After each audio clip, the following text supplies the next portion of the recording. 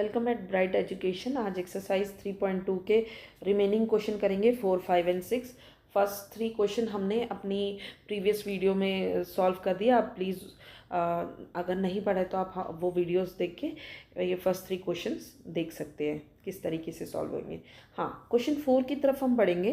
Question 4 में ये कह रहा है कि हाउ मेनी साइड्स, ठीक है, how many side does a regular polygon have if each interior angle is 165 degree. ठीक है, तो आपको ये पता है, आपको क्या निकालना है, इसमें भी साइड ही निकालनी है, इसमें भी साइड निकालनी है। तो आपको पता है अगर सपोज कोई भी पॉलीगन हो XYZ में, सपोज ले रही हूँ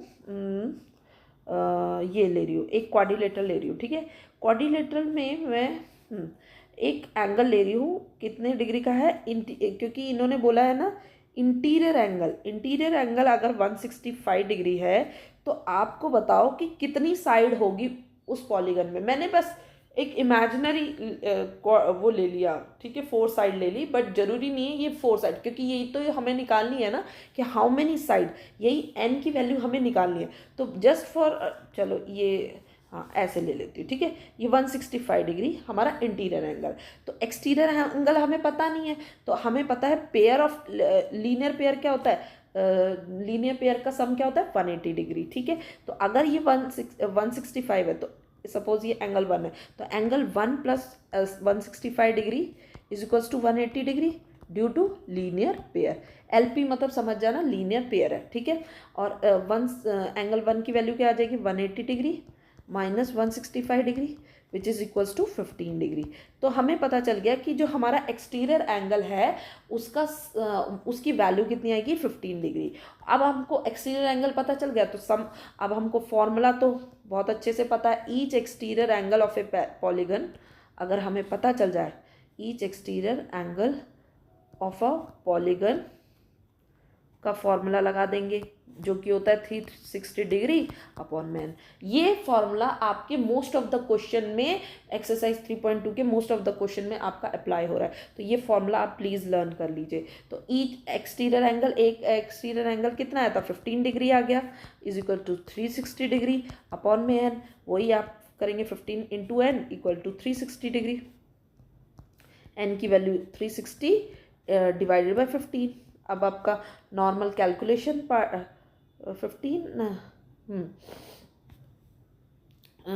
360, अब ये हम काटेंगे 3 के टेबल से, 3 5 जा 15, ये हो जाएगा 120, 5 1 जा 5, ये 6 जा 4 जा 12, 2 जा 10 और 4। हाँ, तो नंबर ऑफ साइड्स कितनी आई 24 साइड, यानी कि जिस पॉलीगन का इंटीरियर एंगल अगर 165 है, कोई भी एक इंटीरियर एंगल 165 है, तो उस पॉलीगन में कितनी साइड होगी 24 साइड होंगी। ठीक है, तो हमने इस क्वेश्चन में क्या किया, पहले इंटीरियर एंगल दे रखा था, इंटीरियर एंगल की मदद से हमने एक्सटीरियर निकाल दिया। एक्सटीरियर कैसे निकाला, सम ऑफ लीनियर पेयर लगा दिया। जब हमारा एक्सटीरियर आ गया तो हमने each exterior angle of polygon वाला फॉर्मूला अप्लाई करके नंबर ऑफ साइड निकाल दी। आई होप आपको क्वेश्चन 4th समझ आ गया होगा। अब क्वेश्चन नंबर 5th पे मूव करते हैं। इज इट पॉसिबल, अब ये ट्रू फॉल्स के फॉर्म में है, is it possible to have a regular polygon with measure of each exterior angle as 22 degree. ठीक है, अब इसमें भी वही फॉर्मूला लगेगा जो हमने रेस्ट क्वेश्चन में लगाया। तो ईच एक्सटीरियर, इन्होंने बोला है कि क्या ये पॉसिबल है कि क्या एक रेगुलर पॉलीगन, सबसे पहले रेगुलर पॉलीगन क्या होता है, रेगुलर पॉलीगन एक ऐसा फिगर होता है जो क्लोज्ड फिगर होता है जो कि लाइन सेगमेंट की मदद से बना होता है। ठीक है, और सारी लाइंस और सारे एंगल्स उसके इक्वल होते हैं।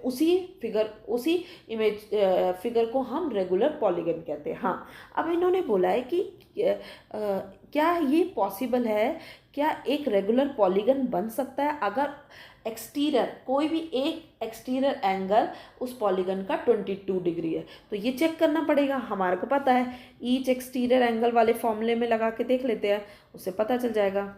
Exterior angle of a polygon, polygon वाले फॉर्मूले में लगा के देख देते हैं, जो कि होता है 360 डिवाइड बाय एन।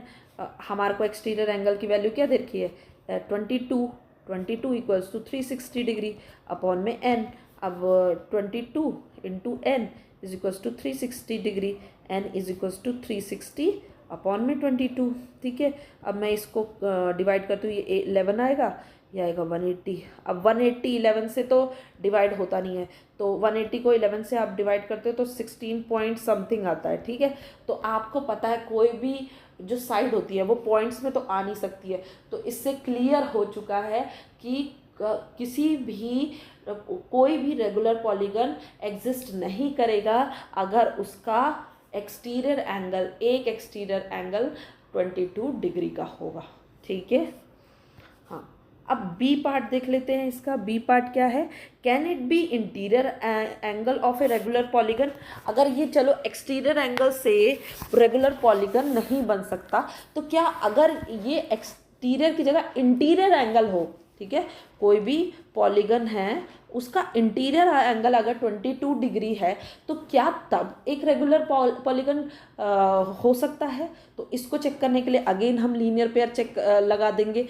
तो 22, ठीक है, 22 हमारा माइनस में क्या हो जाएगा 180 माइनस में 22, जो कि हमारा आ गया कितना, क्योंकि हमें एक्सटीरियर एंगल का फॉर्मूला पता है ना, तो पहले एक्सटीरियर एंगल निकाल लेंगे इस इंटीरियर की मदद से। तो हो जाएगा हमारा ये एंगल 1 सपोज ले लेते हैं, angle 1 plus 22 degree equals to 180 degree. तो एंगल 1 की वैल्यू क्या आ जाएगी 180 डिग्री माइनस 22, 180 को 22 से माइनस करते तो हमारा आता है 8, ये होता है 17, तो हो जाता है 158। ठीक है, तो एंगल 1 की वैल्यू होगी 158। तो एक्सटीरियर एंगल हमें पता चल गया 158। अब हमें एक्सटीरियर एंगल का तो फॉर्मूला खूब अच्छे से पता है, एक्सटीरियर एंगल का formula 360 degree divided by n. तो ये आ जाए 158 is equals to 360 degree upon में एन। तो 158 डिग्री इंटू में n is equals to 360 degree. N की वैल्यू हो जाएगी हमारी 360 डिग्री अपॉन में 158। तो इसको हम सब्ट्रैक्ट करेंगे 2 के टेबल में, ये होता है 79, ये हो जाएगा हमारा 180 डिग्री और 79 डिग्री को अगर हम फर्दर डिवाइड करते हैं तो अगेन पॉइंट्स में आंसर आएगा। और कभी भी साइड जो होती है हमारे अगेन पॉइंट्स में हो नहीं सकती। तो ये इंटीरियर एंगल के केस में भी वैलिड नहीं है। Number of side regular polygon नहीं एग्जिस्ट करेगा अगर इंटीरियर एंगल जो है, interior angle of A polygon जो है 22 डिग्री हो, चाहे वो एक्सटीरियर हो। ठीक है, हाँ, अब क्वेश्चन नंबर 6 की तरफ मूव करते हैं।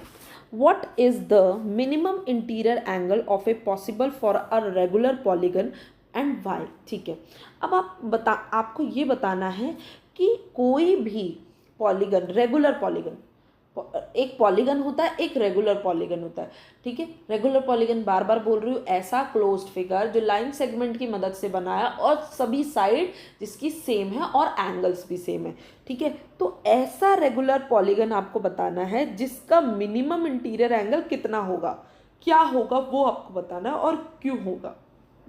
ठीक है, तो आपको पता है सबसे छोटा पॉलीगन जो होता है वो 3 साइड का होता है, जिसको हम इक्विलेटरल ट्रायंगल, रेगुलर पॉलीगन में इक्विलेटरल ट्रायंगल कहते हैं। ठीक है, और आपको पता है इक्विलेटरल ट्रायंगल के सारे एंगल कितने डिग्री के होते हैं 60 डिग्री के होंगे, सारी साइडें इक्वल और सारे एंगल्स इक्वल। तो आपको पता चल गया, तो मिनिमम इंटीरियर एंगल जो हो सकता है रेगुलर पॉलीगन का वो 60 डिग्री होगा। ठीक है, क्योंकि रेगुलर पॉलीगन के ये प्रॉपर्टी होती है कि सारे एंगल इक्वल होने चाहिए। और सबसे छोटा 3 साइड का पॉलीगन होता है जो ट्रायंगल होता है, और ट्रायंगल में भी कौन सा, इक्विलेटरल। और इक्विलेटरल के इंटीरियर एंगल्स जो होते हैं, each interior angles equals to 60 degree. ठीक है, अब बोला है कि किसी भी रेगुलर पॉलीगन का मैक्सिमम कितना एक्सटीरियर एंगल मैक्सिमम हो सकता है। तो अब इसी को लेकर हम कर देंगे, जब ये 60 है तो आपको पता होना चाहिए,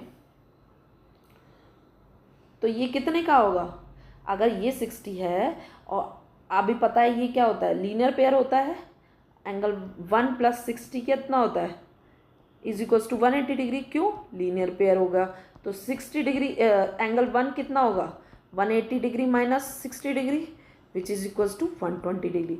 तो मैक्सिमम किसी भी रेगुलर पॉलीगन का एक्सटीरियर एंगल 120 डिग्री हो सकता है और मिनिमम कितना होगा, 60 डिग्री। आई होप आपको ये पूरी एक्सरसाइज समझ आई होगी। 3.2 के क्वेश्चन 4, 5, 6 आपको समझ आ गए होंगे। और अगर कोई डाउट हो तो प्लीज़ कमेंट में हमें बताइएगा। एक्सरसाइज 3.3 के लिए आप हमारे ब्राइट एजुकेशन चैनल पे विजिट कर सकते हैं और प्लीज़ आप हमारे चैनल को सब्सक्राइब कीजिए और हम अपने फ्रेंड्स को भी ये चैनल के बारे में प्लीज़ आप इन्फॉर्म कीजिए ताकि वो भी हेल्पफुल वीडियोस देख सके। Thanks for watching.